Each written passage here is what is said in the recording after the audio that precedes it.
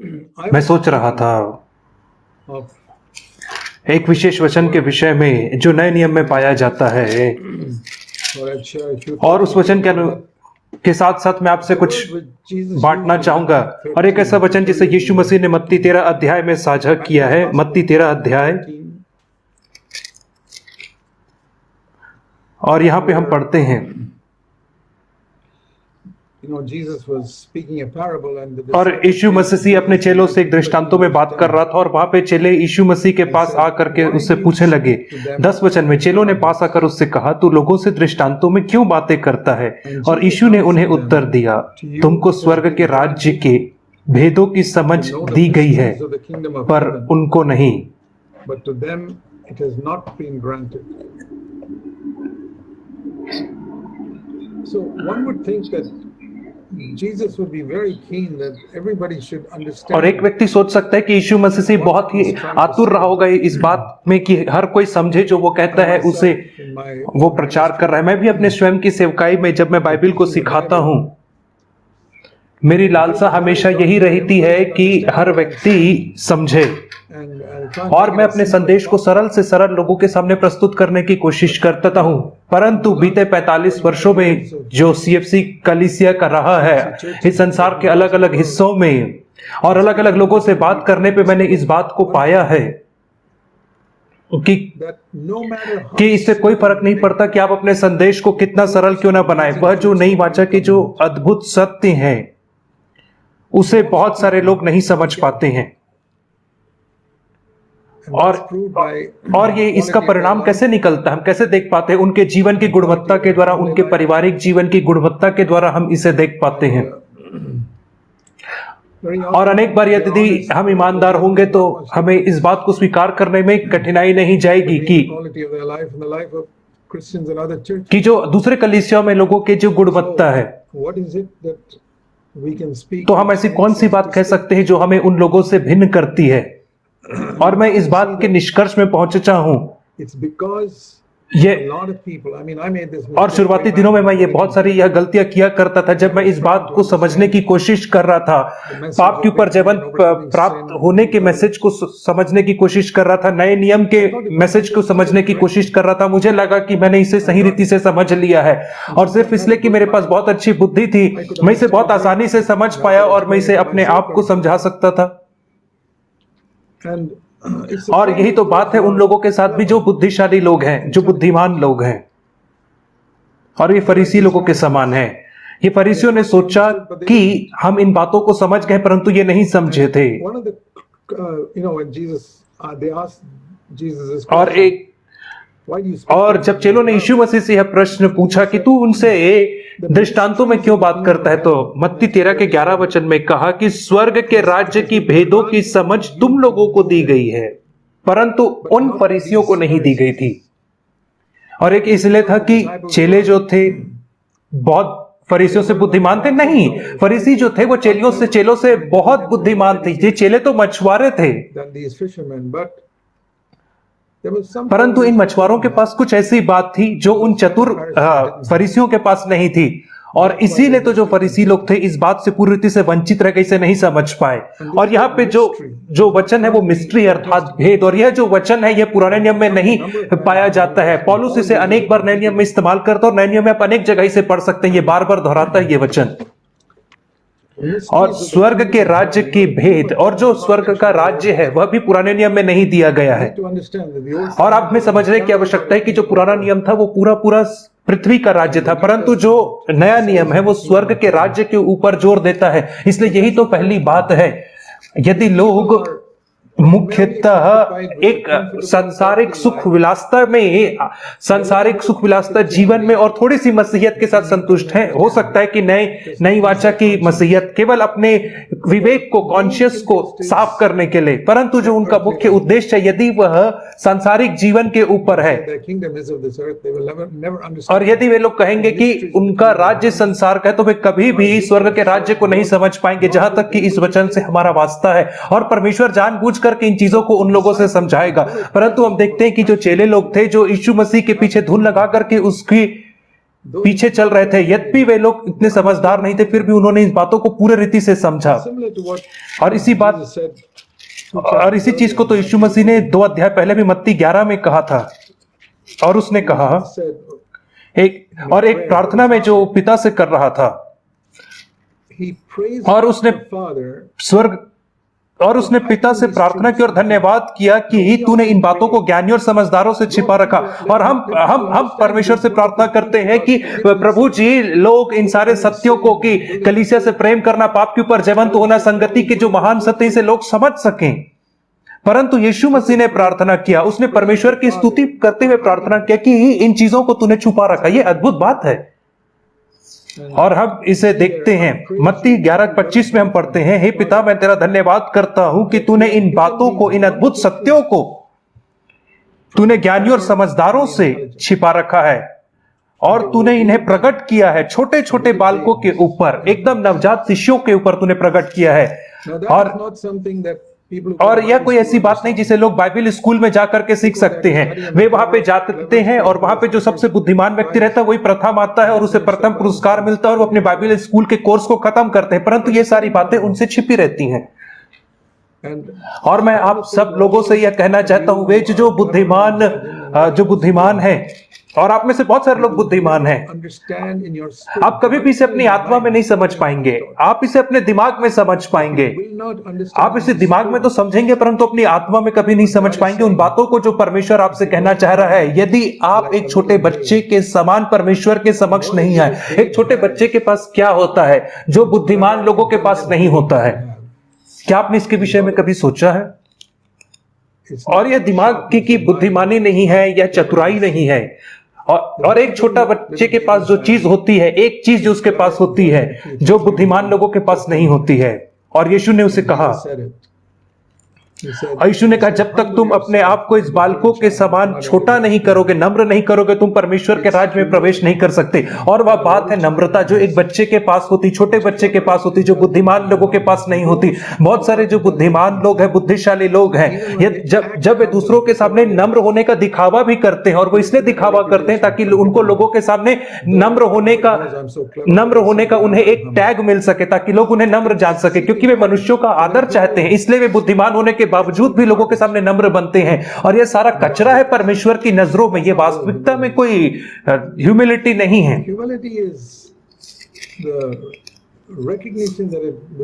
और नम्रता यह है कि सर्वशक्तिमान परमेश्वर के सामने इस बात को ज्ञात करना कि मैं शून्य हूं और मेरे में और दूसरे और व्यक्ति में परमेश्वर की नजरों में कोई भी अंतर नहीं है।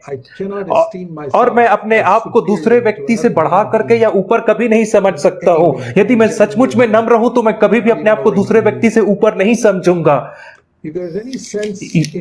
यदि हमारे मन में कहीं ना कहीं ये थोड़ा सा भी विचार है कि हम दूसरे से कहीं ना कहीं बेहतर हैं, और ये इसलिए होता है क्योंकि हमने हमारे शरीर में आदम से उस जहर को प्राप्त किया है, और एक ऐसी बात है जिसे क्रूस पे चढ़ाना बाकी सारी बातों से बढ़ करके है। और इसी की वजह से तो हम ऐसे भेदों से अनजान रह जाते हैं, परमेश्वर के भेदों से। एक बात जिसे पतरस, याकूब और यूहन्ना जो अनपढ़ मछुआरे थे जो उनके पास थी, और वह बात फरीसियों के पास नहीं थी, और वह थी नम्रता। इन लोगों के पास नम्रता थी जब यीशु का अनुसरण कर रहे थे।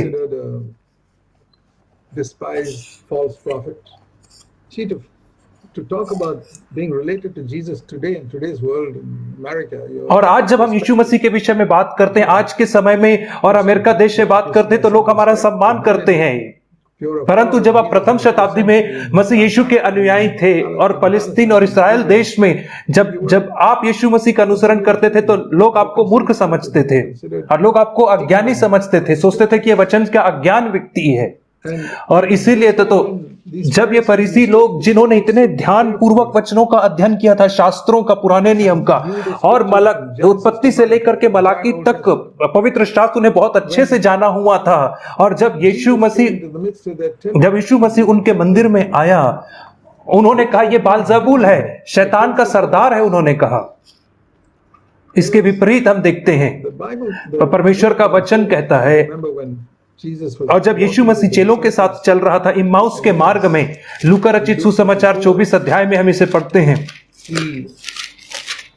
It says he took the entire Bible. और लूका 24 के 27 में पढ़ते हैं उसने पूरे बाइबल को लिया और बाइबल के शुरुआत की 5 पुस्तकों को कहते हैं मूसा की पुस्तक जो व्यवस्था की पुस्तक है, और उसके बाद जो बाकी 34 पुस्तकें उन्हें भविष्यवक्ताओं की पुस्तकें कहती हैं। यीशु ने उन सारे 39 पुस्तकों को लिया और उनमें से आरंभ करके, और वो जो 3 घंटे की जो उनकी यात्रा थी यरूशलेम से इम्माउस, उन 2 शिष्यों के साथ जो 3 घंटे की यात्रा थी, यीशु मसीह ने उन्हें दिखाया कि किस रीति से तुम मसीह अर्थात मसीहा को उन 39 पुस्तकों में प्राप्त कर सकते हो।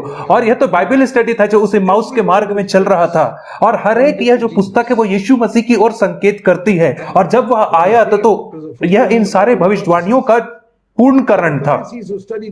परंतु शास्त्री लोगों ने, फरीसियों ने, जिन्होंने उसी 39 पुस्तकों को पढ़ा था, उन्होंने बाकी लोगों के समान यह नहीं कहा कि वह एलिया है या किसी भविष्यवक्ता के समान है, यह भी कहना उनका बेहतर होता। उन्होंने कहा नहीं, परंतु फरीसियों ने कहा नहीं, वह तो दुष्टात्माओं का सरदार है। क्या यह संभव है कि एक व्यक्ति के लिए यही पुराने नियम को पढ़ना जो पूरे शुरू से आखिरी तक यीशु मसीह की ओर दर्शाता है, और जब यीशु मसीह आए तो उसको इस रीति से देखना कि यह शैतान है? हाँ, यह संभव है एक व्यक्ति के लिए, और बुद्धिमान और ज्ञानवान लोगों के लिए ही ऐसा हो सकता है। और एकमात्र कारण था कि वे लोग अंधे इसलिए थे, इसमें कोई और दूसरा कारण नहीं। उनके अंधेपन का कारण एकमात्र यह था कि वे घमंडी थे, और जो घमंड है हमारे हृदय में अंधकार को लेकर के आता है।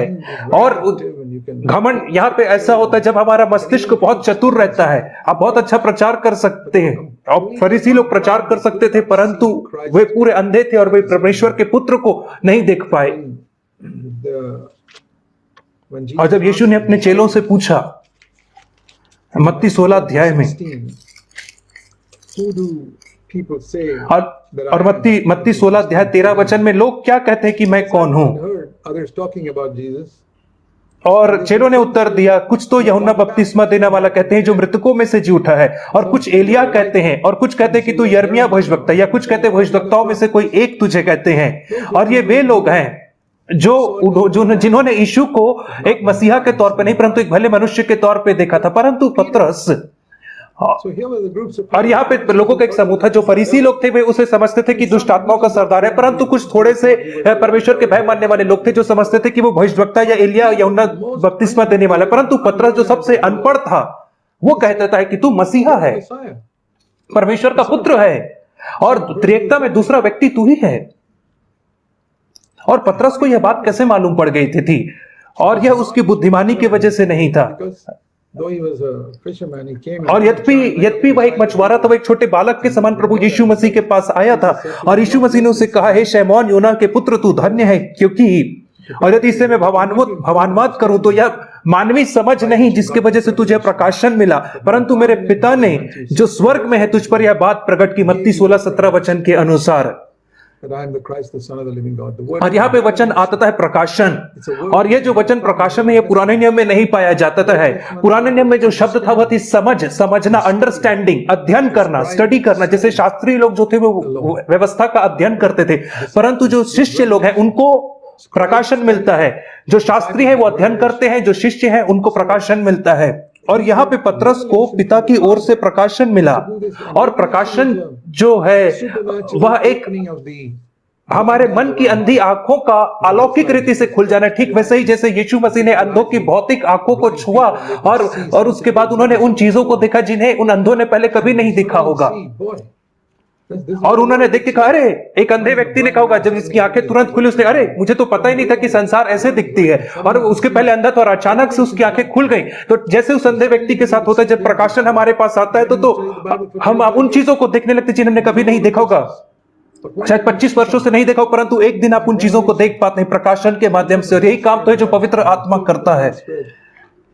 और जब हम उसके अधीन रहते हैं, अपने विवेक को स्वच्छ रखते हैं, विशेषकर जब अपने विवेक को स्वच्छ रखते हैं और हम नम्रता में चलते हैं, तो परमेश्वर हमें ज्ञान और समझ नहीं परंतु हमें प्रकाशन देता है। और हमें कभी भी उससे संतुष्ट, बिना प्रकाशन को पाए हमें कभी संतुष्ट रहने की आवश्यकता नहीं है।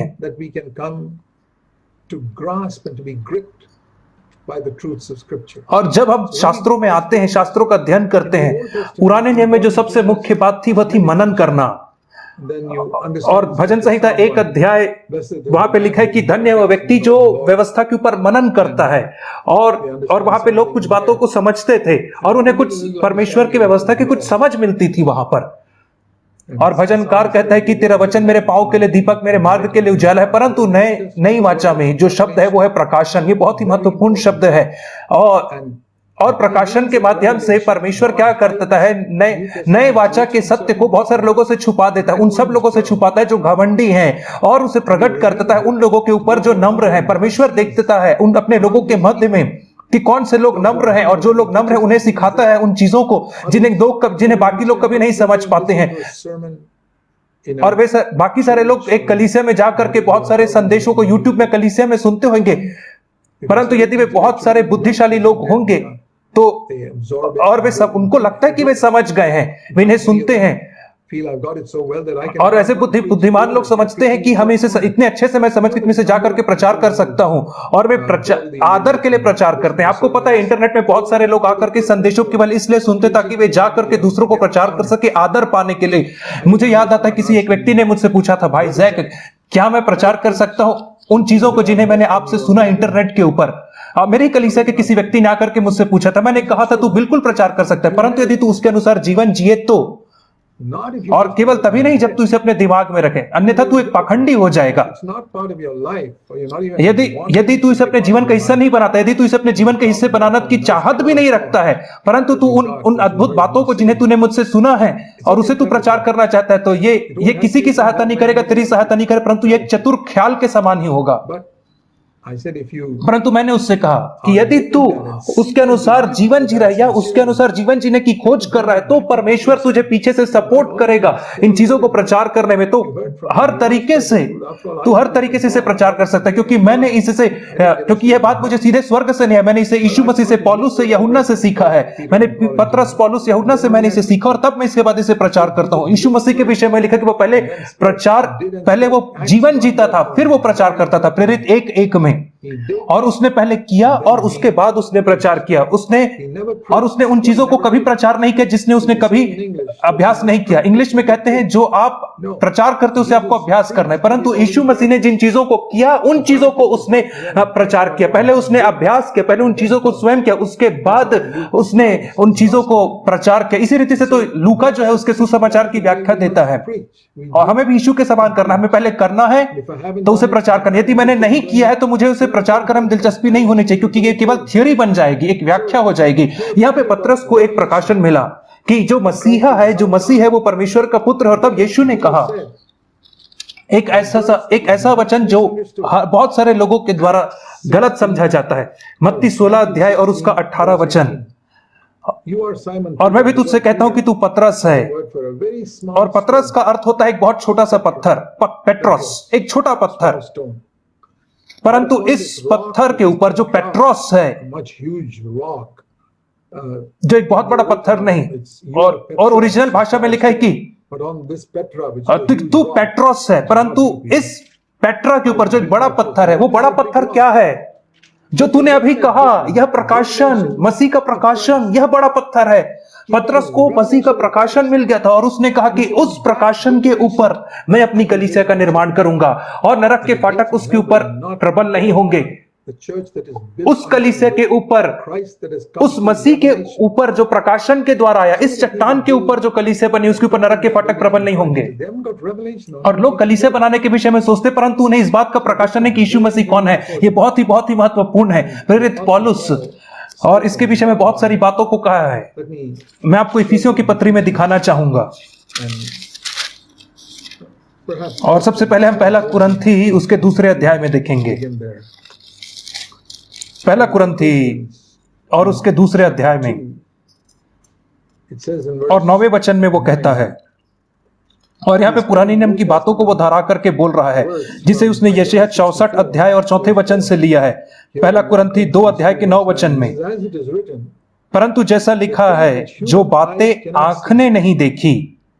आप बाइबल पढ़ते हैं, परंतु उसमें कई ऐसी बातें जिसे मानवीय आंख कभी नहीं देख सकती। आप एक संदेश को सुनते हैं, यद्यपि वो प्रचारक बहुत ही अभिषिक्त हो, और वो ऐसी बातें जिन्हें आपके मानवीय कान नहीं सुन सकते हैं, और यद्यपि आप सुनते हैं और पढ़ते हैं, वो आपके मन में, हृदय में प्रवेश नहीं कर सकती हैं। और परमेश्वर ने अद्भुत बातों को तैयार किया उन लोगों के लिए जो उससे प्रेम करते हैं।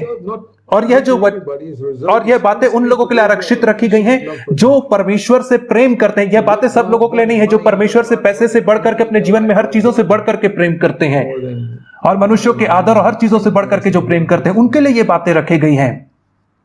और जो धुन के साथ परमेश्वर से प्रेम करते हैं और ऐसे लोगों के लिए परमेश्वर ने कुछ बातों को तैयार करके रखा है जिसे पुराने नियम कहता है कि मानवी आंखों ने नहीं देखा, मानवी कानों ने नहीं सुना और वह मनुष्य के चित्त में नहीं आई है।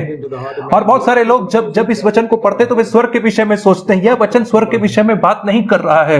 यह कुछ ऐसी चीज के विषय में बात कर रहा है जो अभी जिसे हम इस पृथ्वी में रहते हुए प्राप्त कर सकते हैं। यहां पे लिखा है कि यह बातें पुराने नियम के समय में प्रकट नहीं की गई थी परंतु इस समय प्रकट की गई है। फिर से वही वचन रेवलेशन प्रकाशन यहां पे इस्तेमाल हो रहा है परंतु अब हम पर प्रकट की गई है पवित्र आत्मा के द्वारा। 10 वचन में कह रहा है यह पवित्र आत्मा है जो हमारे अंदर प्रकाशन को लेकर के आता है कि यीशु मसीह कि हमें उद्धार देने के लिए, हमें बचाने के लिए, उसका नाम यीशु मसीह है। वो हमें हमारे पापों से बचाने के लिए, यह एक प्रकाशन है। और बहुत वर्षों तक मैं सोचता था कि वह मेरे पापों को क्षमा करने के लिए, परंतु एक दिन जब पवित्र आत्मा आया और मेरे ऊपर प्रकाशन दिया तो मुझे बहुत स्पष्टता से स्मरण आता है कि वह मुझे बचाने आया है, ना केवल मुझे क्षमा करने परंतु वह मुझे बचाने आया है। और हजारों लोग यदि वो मेरे सामने इस बात का प्रचार करते तो शायद ये मेरे चित्त में नहीं चढ़ती। उसके बावजूद भी मैं हो सकता है कि मैं एक पराजित जीवन जीता। और बहुत सारे लोग पराजय के जयवंत जीवन के विषय में सुनते हैं परंतु फिर भी पराजित है क्योंकि उनको प्रकाशन नहीं मिला है। उन्होंने उसे समझा है, उन्होंने उसे इतने अच्छे से समझा कि वे दूसरे व्यक्ति को समझा भी सकते हैं परंतु इसके बावजूद भी लोग पराजित हैं। यहां पे कहता है कि परमेश्वर ने अपनी आत्मा के द्वारा इसे प्रकाशित किया है और बहुत सारे लोग इसे इसलिए नहीं समझ पाए क्योंकि वे पवित्र आत्मा की सेवकाई को अपने जीवन के लिए नहीं जानते हैं। और जो शैतान है उसने भी बहुत बड़ा काम किया पवित्र आत्मा की सेवकाई को असमंजस में डालने के लिए। और पेंटिकोस्टल और कैरिस्मेटिक्स लोगों के द्वारा, मैं पेंटिकोस्टल कैरिस्मेटिक्स के विरोध में नहीं हूं, मैं केवल शैतान के विरोध में हूं, परंतु मुझे यह बात कहना है कि परंतु यह जो समूह है उसने पवित्र आत्मा के विरोध में बहुत सारी गलत शिक्षाओं को सिखाया। वे कभी भी पवित्रता के ऊपर, नम्रता के ऊपर जोर नहीं देते हैं। वे परमेश्वर के प्रति प्रेम के ऊपर जोर नहीं देते परंतु वे जोर देते हैं अन्य भाषा बोलने के ऊपर। और लोग ये सारी कामों को करके परमेश्वर के पास जा सकते और अंत के दिन में कहेंगे कि प्रभु जी मैंने तेरे सामने बहुत सारे कामों को किया। परमेश्वर उनसे कहेगा मेरे सामने से दूर हो जाओ कुकर्म करने वालों। ये कैसे संभव हो सकता है? और इसलिए हमें यह बात को देखने की आवश्यकता है कि यह कौन सी बात है कि किस लिए परमेश्वर हमें पवित्र आत्मा देता है। और मैंने हमेशा इस कथन का उपयोग किया है, एक जो अशुद्ध आत्मा है वो आपको अशुद्ध बनाती है, अशुद्ध आत्मा आपको अशुद्ध बनाती है, तो पवित्र आत्मा आपको क्या बनाता है? एक छोटा बच्चा भी इसका उत्तर दे सकता है। एक अशुद्ध आत्मा आपको अशुद्ध बनाती है, एक दुष्ट आत्मा आपको दुष्ट बना देती है। तो इसलिए पवित्र आत्मा आपको क्या बनाना चाहिए? वो आपको अन्य भाषा में नहीं बोलेगा, आपको पवित्र बनाएगा। और इसीलिए तो उसने पवित्र आत्मा को हमारे लिए भेजा है। और अद्भुत बातों को परमेश्वर ने तैयार किया उन लोगों के लिए जो उससे प्रेम करते हैं। और ये बातों को हम केवल पवित्र आत्मा के प्रकाशन के द्वारा हम समझ पाते हैं, जिसे पहला कुरिन्थी 2:10 में हम पढ़ते हैं कि जो परमेश्वर की गुड़ बातें भी जांचता है और हम पर उन बातों को प्रकाशित करता है। जो पवित्र आत्मा है वही हमारे ऊपर वचन को प्रकाशित कर सकता है। और हम इसे जीवित, यदि हम केवल वचन का अध्ययन करेंगे तो हम केवल अध्ययन मात्र से इसे नहीं समझ पाएंगे, परंतु हमें इसे नम्रता में आने की आवश्यकता है। बहुत सारे लोग वचन का अध्ययन करते हैं परंतु उनके पास प्रकाशन नहीं, इसलिए वे भक्ति में जीवन में नहीं पहुंच पाते हैं। और मुझे स्मरण आता है कि जब मैंने पवित्र आत्मा की भरपूरी को अनुभव किया उसके बाद जो मेरे साथ हुआ, मुझे विजय मिली। और कि यीशु मसीह मेरे समान एक मनुष्य के रूप में आया जो मेरे समान परखा गया और उसने जयवंत हुआ। और मुझे लगा कि और उसके पहले कि जो मेरे मसीही जीवन का जो 16 वर्ष था, यदि एक दुष्ट आत्मा ग्रसित व्यक्ति मेरे सामने आता तो मुझे लगता मैं क्या करूं। और मैं किसी से कहता था कि उसे मीटिंग से बाहर ले जाओ। परंतु जब मैं पवित्र आत्मा से भर गया तो ऐसा हुआ कि मेरी आंखें दूसरी दुनिया के लिए खुल गईं और आत्मिक दुनिया के लिए मेरी आंखें खुल गईं, दुष्ट आत्माओं के लिए मेरी आंखें खुल गईं। और मैंने देखा कि कैसे यीशु मसीह ने सारे दुष्ट आत्माओं को क्रूस के ऊपर पराजित किया और मुझे उन दुष्ट आत्माओं के ऊपर अधिकार दिया यीशु के नाम के द्वारा। इसलिए नहीं कि मैं आत्मिक हूं परंतु इसलिए कि मैंने विश्वास किया कि यीशु मसीह ने मुझे क्रूस के ऊपर लिया और मैं उसके साथ क्रूस पे चढ़ा हूं और मुझे अपने नाम के द्वारा दुष्ट आत्माओं के ऊपर अधिकार दिया। यह अधिकार तो सारे विश्वासियों के लिए, परंतु यह प्रकाशन के द्वारा आने की जरूरत है। और यह कैसे हो सकता था कि इसके पहले मैंने 16 वर्षों तक बाइबल को पढ़ा फिर भी इस बात को नहीं जान पाया। यह बात तभी होती थी और यह तभी होता है जब हम अपने जीवन को बिना किसी आत्मिक अथॉरिटी के जीवन जीते हैं। और इसलिए मैं आपसे आग्रह करता हूं मेरे डियर ब्रदर्स एंड सिस्टर्स, भाइयों और बहनों, कि आप इससे संतुष्ट न रहे कि आपने केवल वचन के बौद्धिक चीजों को प्राप्त किया है, एकेडमिक नॉलेज को प्राप्त किया है, या इसलिए कि आप बहुत सारे वचनों को याद कर पाते हैं। परंतु मैं इस बात पे महिमा नहीं करता हूं कि मैं यहां से वचनों को जानता हूं, परंतु जो मेरा हृदय वो हमेशा प्रकाशन के लिए पुकारता है। मैं 60 वर्षों से बाइबल का अध्ययन कर रहा हूं और आज भी मैं परमेश्वर से प्रकाशन की चाहत रखता हूं। मैं कहता हूं कि प्रभु जी, ये कैसे कुएं के समान है जो कभी सूखता नहीं है, और मैं कहता हूं कि प्रभु जी, इसमें अभी ऐसी सारी बातें जिससे मैं अभी भी सीखने की मुझे आवश्यकता है, और यह बातें पवित्र आत्मा के द्वारा हम पर प्रकट की जाती हैं, प्रकाशित की जाती हैं। और यही वह कारण है कि परमेश्वर ने हमें पवित्र आत्मा दिया है। आप मेरे साथ निकाल लीजिए इफिसियों की पत्री और उसका 3 अध्याय। यहां पे पौलुस कहता है, और इफिसियों 3 अध्याय में पौलुस कहता है, यदि आप 3 वचन को मेरे साथ निकाल लें, इफिसियों 3 अध्याय और उसका 3 वचन, पौलुस कहता है प्रकाशन के द्वारा, और फिर से यह वचन जो बार बार नए नियम में आता है, प्रकाशन ही के द्वारा यह भेद मुझ पर प्रकट हुआ, अध्ययन करने के द्वारा नहीं, और ध्यान से अध्ययन करने के द्वारा नहीं। और पौलुस, तेरे को कैसे मिला? पौलुस, तू तो बहुत बुद्धिमान व्यक्ति, तुझे कैसे मिला? और मैं विश्वास करता हूं कि नए नियम के सारे लेखकों में सबसे बुद्धिमान पौलुस ही था, सबसे ज्यादा बुद्धिमान व्यक्ति था, ब्राइट एंड ब्रिलियंट था। परंतु उसको लगा कि यीशु मसीह एक धोखा देने वाला है। इतने सारे वर्षों तक जब वो फरीसियों का फरीसी था और जब यहूदियों का अगुवा था, तो उसे लगता था कि यीशु मसीह धोखा देने वाला व्यक्ति, और उसके विषय में वो इतना ज्यादा कन्विंस्ड था कि वो मसीहियों को मारना चाहता था। और दमिश्क के मार्ग में क्या हुआ? यह नहीं कि उसने बाइबल को ज्यादा अध्ययन करना चालू कर दिया, नहीं, उसको प्रकाशन मिला उस दिन, और उसे लगा कि मैं जिसे सता रहा हूं वो वास्तविकता में परमेश्वर का पुत्र, और उसका पूरा जीवन परिवर्तित हो गया। और ये प्रकाशन के द्वारा, यह तो केवल शुरुआत थी। और उसके बाद गलातियों में हम पढ़ते हैं कि वो 3 साल के लिए अरेबिया के मरुस्थल में गया, रेगिस्तान में गया। और पौलुस रेगिस्तान में 3 साल क्या कर रहा था अपने कन्वर्जन के बाद, अपने परिवर्तन के बाद? मेरे पास एक थियरी है। मैं मानता हूं कि परमेश्वर उसके दिमाग से सारे भूसे को निकालना चाह रहा था। उसने 3 साल बाइबल स्कूल में बिताए थे, बाइबल कॉलेज में बिताए थे, यरूशलेम में जो प्रोफेसर गमेलियल चलाते थे, और उसके दिमाग में सारे इंफॉर्मेशन आ गए थे जो बुद्धिजीवों के दिमागों में रहते हैं, और वो पुराने नियम को बहुत अच्छे से जानता था, उस पर मनन करता था। और परमेश्वर जानता था कि यह उसकी सेवकाई के लिए बाधा हो सकती है, इसलिए 3 साल के लिए जो उसने बाइबल कॉलेज में बिताए थे,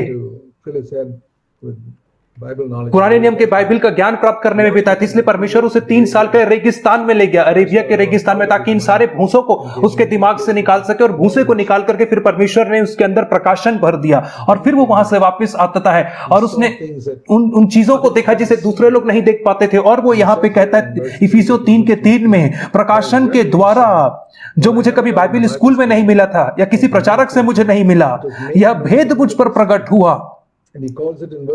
और ये 4थे वचन में मसीह का भेद और नए नियम का भेद, यह तो रहस्य है जिसे केवल परमेश्वर ही आपके ऊपर प्रकाशित कर सकता है। वह मनुष्य को इस्तेमाल कर सकता है, और आप उस मनुष्य को सुन करके आपको प्रकाशन नहीं मिल सकता है।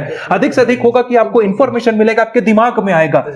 और इंफॉर्मेशन और रेवलेशन में जमीन आसमान का अंतर है। जो सूचना है, इंफॉर्मेशन है, वो आपको घमंड से भर देती कि आप इतने वचन को जानते हैं, या आप दूसरों को अद्भुत रीति से प्रचार कर सकते हैं, आपको लगता है। परंतु जो प्रकाशन है वो आपके जीवन को परिवर्तित करता है, वो आपके एटीट्यूड को, आचरण को बदलता है, दूसरे विश्वासों के प्रति आपके आचरण को बदलता है। प्रकाशन से ही पूर्णतः बदलाव आता है। परंतु जो सूचना है वो आपको घमंड से भर देती है, परंतु जो प्रकाशन है वो आपको नम्र करता है। और प्रकाशित वाक्य के पहले अध्याय में हम पढ़ते हैं, जब यूहन्ना जो 95 वर्ष की आयु का था, और यही वह व्यक्ति है जो अंतिम भोज के समय में, प्रभु भोज के समय में यीशु मसीह के छाती की ओर झुका हुआ था। वो यीशु मसीह से इतना करीबी था, और उसे लगता था कि वो यीशु मसीह कितना करीब है कि वह उसके सीने में टिक सकता है। परंतु जब उसने देखा कि यीशु मसीह को प्रकाशित वाक्य के 1 अध्याय में जब उसने देखा, तो वो एक मुर्दों के समान उसके चरणों में गिर पड़ा और कहा, हे प्रभु, वो तो कितना अद्भुत है। क्या आपके जीवन में ऐसे कभी क्षण आए हैं जहां पे आप केवल इस बात में बह गए होंगे कि love. परमेश्वर की अद्भुत दया और कृपा के में आप बह गए होगे। एक गाना है जिसे हम गाते हैं You know, about the परमेश्वर की मैजेस्टी के ऊपर, और यीशु मसीह का पिता जो रिवॉर्ड से प्रेम करता है, जो उसका, what और कैसा पुनरुत्थान वो होगा prostrate before thy कि मैं तेरे टांग दंडवत करूंगा तेरे सिंहासन के सामने और केवल तेरे ऊपर ही देखते रहूंगा। would be bored. और जो औसत मसीही है वो परमेश्वर के सिंहासन की ओर देखते देखते थक जाएगा, उसको बोर लगेगा। अरे वो कहेगा मैं इसको देखने से अच्छा मैं कुछ काम कर सकता हूं। और ये ऐसे लोग हैं जिनके ऊपर प्रकाशन और भेद की कोई समझ नहीं है, और वे केवल अपने सांसारिक जीवन में खुश रहते हैं और किसी कलीसिया का हिस्सा बनकर के वे संतुष्ट रहते हैं, परंतु तो कभी भी उन चीजों को कभी हासिल नहीं कर पाते हैं जो परमेश्वर उनके द्वारा हासिल करना चाहता है। The person who wrote और उस व्यक्ति ने जिसने इस भजन को लिखा उसने कहा, हे परमेश्वर तू कितना महान है, तू कितना खूबसूरत है, तेरी करुणा कितनी महान है। burning light. क्योंकि उसने परमेश्वर की महिमा के विषय में कुछ बातों को देखा होगा। और बहुत सारे लोग वचन को पढ़ते हैं परंतु परमेश्वर की महिमा को नहीं देख पाते। और क्यों नहीं? इसलिए नहीं देख पाते क्योंकि वे बच्चों के समान नम्र बन करके नहीं आते हैं। और मसीह का भेद क्या है यहाँ पर? मैं विश्वास करता हूं कि दो चीजें हैं जो मसीह का भेद है, Mentioned briefly, and you can ask that. और आप स्वयं परमेश्वर से इन चीजों के ऊपर प्रकाशन की मांग कर सकते थे। मैं आपको दो बातें बताऊंगा परंतु मैं आपको प्रकाशन नहीं दे सकता हूं। First is, there are और बाइबल में दो जगह है जहां पे शब्द भेद आता है अनेक times in the bar. New Testament, and even the और mystery of iniquity. और मिनिस्ट्री ऑफ एनिक्विटी भी जो एंटी क्राइस्ट के विषय में कहता है वो भी बार बार आता है, और मिस्ट्री ऑफ फेथ के विषय में कहता है, विश्वास के भेद के विषय में 1 तीमुथी 3:9 में हम पढ़ते। परंतु दो भेद है जिन्हें महान भेद कहा गया है, बड़ा भेद कहा गया है। केवल दो ही भेद हैं पूरे नए नियम के अंदर में। पहला है One is in पहला तीमुथी उसके 3:16 में हम पाते हैं, by common confession, great is the mystery और यहाँ पे लिखा है कि भक्ति का भेद गंभीर है, बड़ा है, महान है। of God's kingdom. और परमेश्वर के राज्य में दो भेद हैं जो बहुत बड़े कहलाते हैं। बाइबल कहती है, It says, I mean, if the mystery is a और यदि भेद जो है वो गुप्त रखा गया तो परमेश्वर उसे प्रकट करता है, और मनुष्य अपनी समझ से इसे नहीं प्राप्त कर सकता है, परंतु परमेश्वर के प्रकाशन के द्वारा दिया जाता है, और नम्र लोगों को दिया जाता है, उन लोगों को दिया जाता है जो एक बच्चे के समान परमेश्वर के समीप आते हैं। it's something which और तब उसके बाद कुछ एक ऐसी बातें हैं जिसे परमेश्वर उन लोगों के ऊपर प्रकट करता है जो उसका भय मानते हैं। और एक दीन व्यक्ति वह होता है जो प्रभु का भय मानता है, the secret of the Lord और परमेश्वर का भेद उन लोगों के पास होता है भजन संहिता 25 के अनुसार जो उसका भय मानते हैं और नम्र लोग हैं। परमेश्वर का भेद अर्थात परमेश्र उनके कान में फुसफुसाता है अपने भेद की बातों को उन लोगों को जो उसका भय मानते हैं, और बाकी लोग जो है वो केवल उन बातों को सुनते हैं। कुछ सत्य ऐसे हैं जो पब्लिकली प्रोक्लेम किए जाते हैं, जैसे कि क्राइस्ट हमारे पापों के लिए मरा, यीशु मसीह के लिए हमारे पापों को शुद्ध करता है। it's not whispered in a ear. और यह ऐसा सत्य है जो खुलेआम कहा जाता है, जिसे कान में नहीं कहा जाता है। परंतु कुछ और भेद है जिसे परमेश्वर हमारे हृदय के कानों में बोलता है धीरे धीरे। There are certain things और you will tell और कुछ एक चीजें जिसे आप भी पब्लिकली कह सकते हो, परंतु कुछ एक चीजें जिन्हें आप अपने करीबी लोगों को ही बताते हो, धीरे धीरे बताते हो। जैसे कि आप अपने पति या पत्नी को गुप्त की बातें बताते हो जिसे आप बाकी लोगों को नहीं बताते हो, वैसे ही परमेश्वर के पास भी कुछ भेद या गुप्त बातें हैं। और भजन संहिता 25:14 में कहता है कि जो लोग प्रभु का भय मानते हैं उन्हीं को वह अपने भेद की बातें बताता है। यदि मेरे अंदर परमेश्वर के प्रति बहुत ज्यादा भय है और मेरे पास नम्रता है, go together. यदि मेरे पास परमेश्वर का भय और नम्रता है तो परमेश्वर मुझ पर ऐसी बातों को प्रकाशित करता है। और उनमें से पहला भेद जो है वो भक्ति का भेद है, And that is, और वह यह है कि यीशु मसीह शरीर में होकर आया। now you say, well, I don't. और आप कहोगे कि मुझे इसके लिए प्रकाशन की आवश्यकता नहीं। मैं कहूंगा हाँ मुझे पता है, हाँ।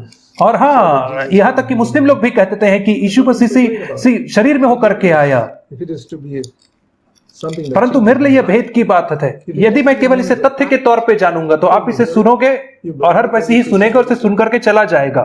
and there are how many? Couple of और 2 बिलियन मसीही लोग हैं, और वे there are a couple of billion. और 2 बिलियन मुस्लिम लोग हैं। ये भी दोनों ही विश्वास करते हैं कि यीशु मसीह शरीर में होकर के आया। परंतु इस बात को जानना कि वो शरीर में होकर के आया और अपनी आत्मा को साफ रखा, निर्दोष रखा, इस बात को यहाँ पे कहा गया है।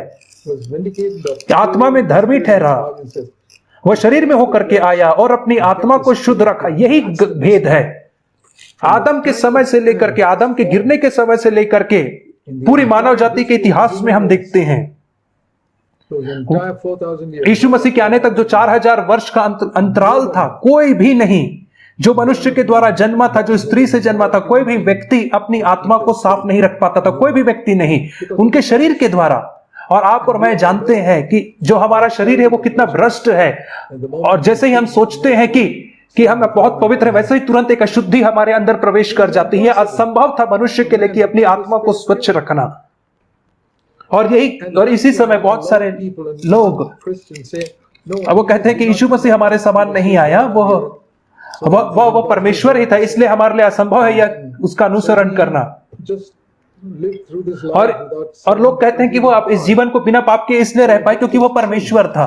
और यदि ये बात सत्य होती,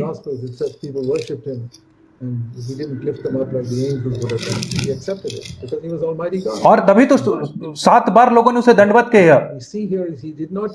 और यह देखने की बात है कि यीशु मसीह ने जब इस संसार में रहा तो ईश्वर होने के जो गुण थे उसका इस्तेमाल नहीं किया। और यही तो उसका अर्थ है, जब वो हमारे समान शरीर में होकर के और हमारे समान जीवन जिया, उसने एक रिसोर्स का भी इस्तेमाल नहीं किया जो परमेश्वर होने के नाते उसके पास थी, उस स्रोत का इस्तेमाल नहीं किया। नहीं तो मैं उसका अनुसरण नहीं कर सकता। यदि वो ईश्वर के होकर के ईश्वर तौर पे संसार में रहता और कहता था कि मेरा अनुसरण करो, तो मैं कहता मैं नहीं कर सकता क्योंकि तू परमेश्वर है, मैं मनुष्य हूं। जैसे मैं उदाहरण देता हूं कि एक एंजल जो है, एक स्वर्गदूत जो स्विमिंग पूल के ऊपर तैर रहा, मुझसे कहता है कि तू, तो यदि हे स्वर्गदूत, यदि तू मुझे तैरना सिखाना चाहता है तो पहले तो अपने पंख निकाल करके आ और मेरे समान शरीर में, और तब मुझे तू तैरना सिखा, मैं कहूंगा। नहीं तो स्वर्गदूत नहीं कह सकता कि तू मेरा अनुसरण कर। स्वर्गदूत इतना कह सकता कि मुझे एडमायर कर, मेरी सराहना कर। और बहुत सारे मसीही जो है वो यीशु मसीह की सराहना करते हैं, ओ कितना अद्भुत जीवन यीशु मसीह ने जिया, कितना ज्यादा उसने प्रेम किया और कैसे उसने मनुष्यों से प्रेम किया, परंतु वो उसका अनुसरण नहीं कर रहे। वे अपने हृदय की गहराइयों में इस बात के ऊपर विश्वास नहीं करते हैं। जो भी सुन रहे, मैं आप लोगों से एक प्रश्न पूछना चाहता हूं, आप मुझे ईमानदारी से बताइए कि, और आप अपने आप को इस प्रश्न का उत्तर दीजिए, क्या आप वास्तविकता में विश्वास करते हैं जो बाइबल कहती है कि पहला यूहन्ना 2:26 में कि हम इस संसार में वैसे ही चल सकते जैसे यीशु मसीह चला था, और उसके समान सिद्ध होकर के नहीं, परंतु जो जितना प्रकाश हमें मिला उसके अनुसार क्या हम, जो हमारी क्षमता उसमें क्या हम उसके पीछे चल सकते हैं। बाइबल कहती थी कि जो भी कहता है कि पहला यूहन्ना 2:6 के अनुसार, जो भी कहता है कि मैं उसमें बना रहता हूं उसको वैसा ही चलना है जैसे यीशु मसीह चलता है। कितने सारे मसीही ऐसा सोचते हैं कि यह एक चुनौती जिन्हें मसीह ने उनके सामने रखा और उन्हें चुनौती के तौर पर, बहुत सारे मसीही इस वचन को पढ़ते हैं और इसे नजरअंदाज कर देते हैं, और सिर्फ इसलिए कि परमेश्वर दिखता है कि ये लोग उसे नजरअंदाज कर देते हैं, परमेश्वर उन्हें कभी प्रकाशन नहीं देता है। और यहाँ पे एक भेद है, एक महान भेद है, क्योंकि कोई एक व्यक्ति है जो हमारे ही समान शरीर में होकर के आया और परमेश्वर होने के नाते किसी भी अपने स्रोतों का इस्तेमाल नहीं किया और अपनी आत्मा को हमारे लिए खोल करके रखा ताकि हम भी उस मार्ग में आगे बढ़ सकें। यही तो पहला महान भेद है। और दूसरा महान भेद है, और केवल 2 ही महान भेद है नए नियम में, और इफिसियों की पत्री 5 अध्याय में दूसरा महान भेद पाया जाता है, जहां पे वो कहता है फिर से, इफिसी 5 और 32 में, यह भेद तो बड़ा है। और अब मैं यहां पे मसीह के विषय में बात नहीं कर रहा हूं। पहला जो भेद था वो मसीह के विषय में था, जो हमारे समान शरीर में होकर के आया और परमेश्वर होने के नाते अपने स्रोतों का इस्तेमाल नहीं किया और अपनी आत्मा को पूरी रीति से निर्दोष रखा। 33.5 वर्ष तक उसने अपनी आत्मा को निर्दोष रखा और फिर स्वर्ग में उठा ले गया। जो दूसरा भेद है, जो बड़ा भेद है, और वह है मसीह का जो संबंध हमारे साथ अर्थात कलीसिया के साथ है, और यह तो बड़ा भेद है। और वहां पे मैं मसीह और कलीसिया के विषय में कहता हूं, पौलुस कह रहा है यह भेद तो बड़ा है। और यह भेद क्या है? 31 वचन में लिखा कि मनुष्य अपने माता पिता को छोड़कर अपनी पत्नी से मिला रहेगा और वे दोनों एक तन होंगे। और यहाँ पे वो एकता के विषय में कह रहा है, और यह वचन उत्पत्ति 2 अध्याय से लिया गया है, जहां पे यह आज्ञा आदम को उसकी पत्नी के विषय में दी गई थी कि मनुष्य अपने माता पिता को छोड़ करके अलग रहेगा और अपनी पत्नी से मिला रहेगा और वे दोनों एक दिन होंगे। और यह वो कह रहा है कि यह बात हमारे आत्मिक जीवन के लिए लागू होती कि हम मसीह के साथ एक आत्मा बन जाएं और इस रीति से हम उसके कलीसिया के अंग बनते हैं। जो पहला भेद है वो मसीह से संबंधित है, केवल मसीह से संबंधित है। और जो दूसरा भेद है, मसीह जो सिर है, कलीसिया का सिर, इससे संबंधित है। इफिसियों 5 में हम देखते हैं, इफिसियों 5:23 में हम पढ़ते हैं कि मसीह सिर है, कलीसिया का सिर है। और वास्तविक कलीसिया से मेरा अर्थ है एक वास्तविक कलीसिया जो अपने शरीर जो पूरी रीति से मसीह को समर्पित है। You know, the way a lot of people understand, a lot of believers, all are और हम बहुत सारे विश्वासी लोग समझते हैं कि हम कलीसिया के अंग हैं, परंतु उन्होंने देह को नहीं समझा है। यदि आप I'll tell you, just like if you understand, ठीक वैसे ही जैसे आप मसीह के देह में आने के रहस्य को समझते हैं, यदि तो आपके अंदर एक दृढ़ लालसा रहेगी उसके पद चिन्हों में चलने को, और धीरे धीरे आप अनुभव करेंगे कि पवित्र आत्मा की सामर्थ्य आपकी सहायता कर रही है या पापों के ऊपर जयवंत होने में और उसके पद चिन्हों में चलने में आपकी सहायता कर रही है, और आप उसके पद चिन्हों को देख पाएंगे। उसी रीति से कलीसिया के विषय में जो भेद है, यदि आपके पास एक धुनशाली लालसा रहेगी कि मैं उस कलीसिया का हिस्सा रहूं, यद्यपि एक छोटी सी उंगली के समान हो।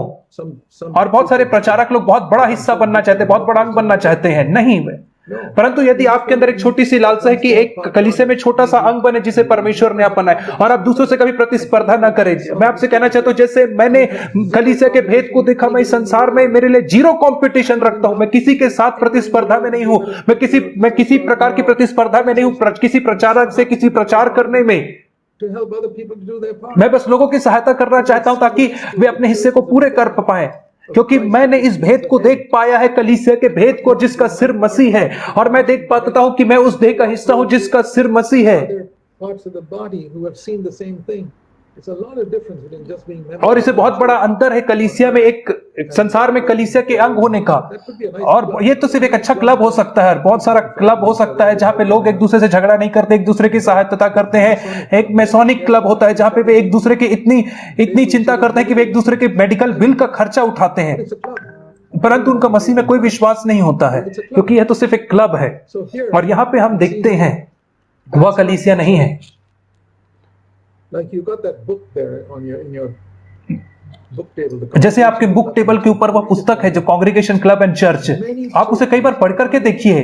और बहुत सारी जो कलीसिया जो है वो केवल धार्मिक कलीसिया है, चर्चेस, और बहुत सारे जो चर्चेस है वो क्लब के समान है, बहुत अच्छे क्लब है जहां पे एक दूसरे का जो हमें खुशी मनाते, एक दूसरे की चिंता रखते, और वो कहते हैं कि ये अच्छी जगह है मेरे बच्चों के बड़े होने के लिए। और उनके वहां पे फेवरेट्स होते हैं जिनके साथ में एक दूसरे के साथ मिलते जुलते हैं, और वो कहते हैं अरे वो व्यक्ति तो कठिन है, मैं उसके साथ नहीं मिलूंगा, उसको मैं अवॉइड करूंगा।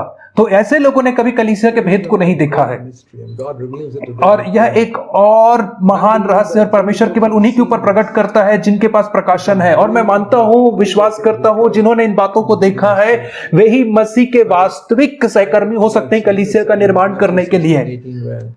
जैसे मत्ती 16:18 में यीशु मसीह ने कहा, हम उस वचन की ओर जाएंगे शुरुआत में, मैं अपनी कलीसिया का निर्माण करूंगा और नरक के फाटक उसके विरोध में प्रबल नहीं होंगे। और मैंने अनेक बार कहा है कि यदि मैं रहता नूह के समय में, यदि मैं रहता तो मैं भरसक प्रयास करता नूह की सहायता करने में, उसका सहकर्मी बनने में, उस जहाज का निर्माण करने में, और मैं 9वां व्यक्ति होता उस जहाज में, और मैं 100% नूह का सहयोग करता। मैं अपना समय, एनर्जी सब में इन्वेस्ट करता उस जहाज को बनाने के लिए, क्योंकि मैं जानता, क्योंकि केवल वही एकमात्र चीज है बचेगी जब संसार का अंत हो जाएगा, जब संसार का नाश। परंतु मैं नूह के समय में नहीं रह रहा हूं, मैं इस समय में रह रहा हूं।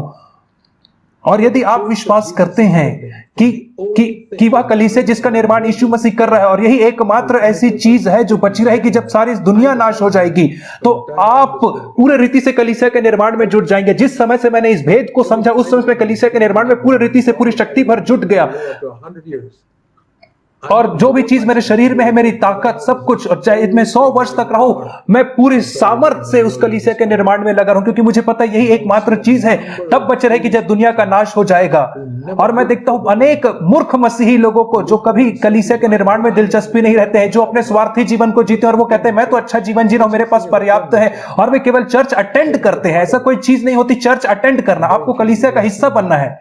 और बहुत सारे लोग इसे देख पाते हैं, यह एक भेद है। मैं लोगों को फोर्स नहीं कर सकता इसे देखने के लिए, विवश नहीं कर सकते इसे देखने के लिए, क्योंकि वे लोग नम्रता में छोटे बच्चे के साथ परमेश्वर के पास नहीं आते हैं। यीशु मसीह ने कहा, हे पिता मैं तेरा धन्यवाद करता हूं कि तूने इन भेदों को छुपा करके रखा है बुद्धिमान लोगों से, और घमंडी लोगों से छुपा करके रखा है, और बुद्धिजीवी लोगों से छुपा करके रखा हूं। परमेश्वर का मैं तेरा धन्यवाद करता हूं, मैं परमेश्वर के प्रसन्न चित्त हूं, परंतु तूने इन्हें प्रकट किया है उन गंभीर और नम्र लोगों के ऊपर जिनके हृदय में एक लालसा है, और जो ऐसा कहते जैसे हिरनी पानी के लिए हाँफते हैं, वैसे हे परमेश्वर मैं तेरे लिए हाँफता हूं। और जो परमेश्वर को पुकारते हैं, रात्रि भर परमेश्वर को पुकारते और कहते कि हे परमेश्वर मैं तुझे और बेहतर रीति से जानना चाहता हूं, ऐसे ही लोगों को ऊपर परमेश्वर प्रकट करता है। क्योंकि परमेश्वर का वचन कहता है God is a rewarder of all who seek him diligently, जो उसे दृढ़ता से खोजते हैं वो उनको रिवॉर्ड देता है। और समय निकट आ रहा है, आप इस समय का फायदा उठाएं। जब आप अपने घर में बंद हैं, लॉकडाउन में हैं, आप परमेश्वर से पुकारिए। रात्रि के समय परमेश्वर को पुकारे और कहे परमेश्वर मैं इन भेदों को जानना चाहता हूं, मैं जानना चाहता हूं कैसे मैं जीवंत जीवन जी सकता हूं और कैसे मैं कलीसिया का निर्माण कर सकता हूं। परमेश्वर आप सबको आशीषित करे। धन्यवाद भाइयों।